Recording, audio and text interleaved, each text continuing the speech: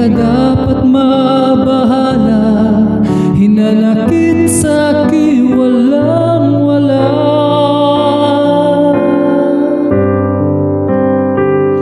At kung hindi man dumating sa'kin ang panahon na ako ay mahalin mo rin, asahan mong di ako magdaramdam kahit ako ay nasasaktan. Huwag mo lang ipagkait na ikaw ay aking mahalin.